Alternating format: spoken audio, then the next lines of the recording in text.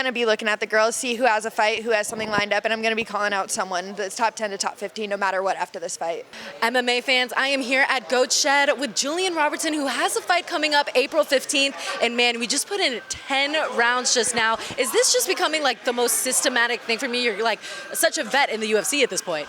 Oh yeah, I'm feeling better than ever going into this fight right now.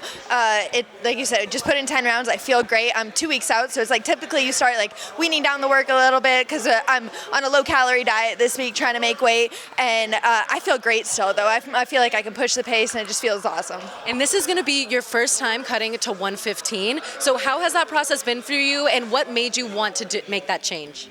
So my last few fights, I've just been walking a little bit smaller. I was lifting a little bit more before, so I was a little bit bigger, ideal for 125. Now, I'm not lifting as much. I'm a little bit smaller, and I'm a little bit outsized at 125. So I did a lot of tests with the UFC PI to make sure it was all safe, to make sure, like a lot of body scans, make sure that it is okay for me to make 115. They recommend that I do, so I figured why not make the shot. I love that, and that definitely means you have to change the diet a little bit. When we first met, it was at High Rollers, and we were both probably high. Is that something that you had to cut out for like munchie's sake, or are you still able to like smoke and enjoy? Oh no, I definitely enjoy. I actually don't get the munchies too bad, surprisingly. So yeah, I feel like that is like my relaxation. It's what I have like to.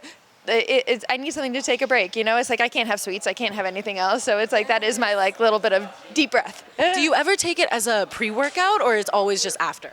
A little bit of both. Nice. I love that, 100%. Like everyone I meet at High Rollers is always just the chillest pothead ever, and I 100% approve. But let's get back to the action. You are the fighter in the UFC with the most submissions ever. What does that mean to you? Oh, it means the world. It's like, I am so proud of it, but it's also that I just want to push that record farther. I know that there is girls coming in close, so there's girls that are like 2 submissions behind me, 3 submissions behind me, and it's like, I don't want to give them any room to catch up. You know, I'm just trying to keep on push it, and April 15th, we're hoping to get another sub. Wow, and you're on a submission streak right now. So if there was like an opportunity for ground and pound, would you take the submission instead? I feel like I keep on saying I want to finish a fight by ground and pound. I want another one by ground and pound. I only have 1 TKO finish so far, but these girls just keep on falling into my chokes. So it's just like they just give it to me, so I can't help it. I love that. And when you're looking at your game and the little details that you have to change, what was it about Goat Shed that you were like, okay, I need to get in this environment to kind of fix the little things about my game? So obviously I work with my head coach, Dean Thomas. I've worked with him since I was 16 years old. So he still comes down here, works with me. And then the head coach here, awesome. He has a different mindset. He approaches the sport like MMA, which a lot of coaches don't. He's very open-minded, and I really feel like he just pushes me in the direction that I need. I love that. And when you get the win on Saturday, what are you looking for? Are you looking for like a top 10 opponent in the strawweight division? Or are you going to see how you feel, see if the weight was right, and then kind of, take it from there? More of the latter option. We want to kind of see how we feel, but also if I do feel good, I'm looking for top 15. I'm going to be looking at the girls, see who has a fight, who has something lined up, and I'm going to be calling out someone that's top 10 to top 15 no matter what after this fight. Strawweight dream matchup. Dream matchup? I feel like I just had it on the grappling scene. I'm like, I absolutely love Rose. So I'm like, it was an amazing opportunity to share the grappling match with her, but I would love to share the cage with her. Wow. And did you think that you were going to get a submission that quickly? Absolutely not. I knew it was going to come. I knew that, the jiu-jitsu is my world. It's a different world. So I knew when we were on the ground, I was going to show her that it was different levels to this shit. But I didn't expect it to come that fast. Wow. And I mean, hunting the back, I feel like is such a thing that you're so good at. What things did you focus on in your early years in jiu-jitsu that just made you notice that that's what you tend to like to do?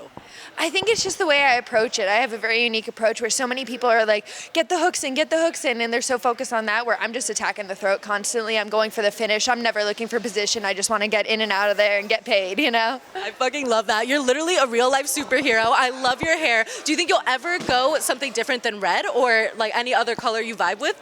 I think it's kind of a staple now. I think I'm kind of stuck with it. It's how people know me, so I like it. I fucking love it. Well, thank you so much, Gillian. We cannot wait to see you in action this Saturday at UFC. And next week we're headed to Kansas City. I was like so mad though. I was hoping to get on the Miami card, and then they also have I was actually originally born in Canada, so they have a Canada card coming up too, and I'm like, I don't think I'll be able to cut weight in time for that. I'm like, why put me on the Kansas City card? But I will be in Kansas City, and we will be in front of fans for the first time in a long time for me, so I'm extremely excited for that, to have a full crowd there, be out of the Apex, and just have that energy in the arena. I 100% am for them not going to UFC Apex anymore unless it's for like the Ultimate Fighter or something small like that. So we can't wait to see it. Kansas City, baby. That is going to be it. Gillian Robertson, thank you so much.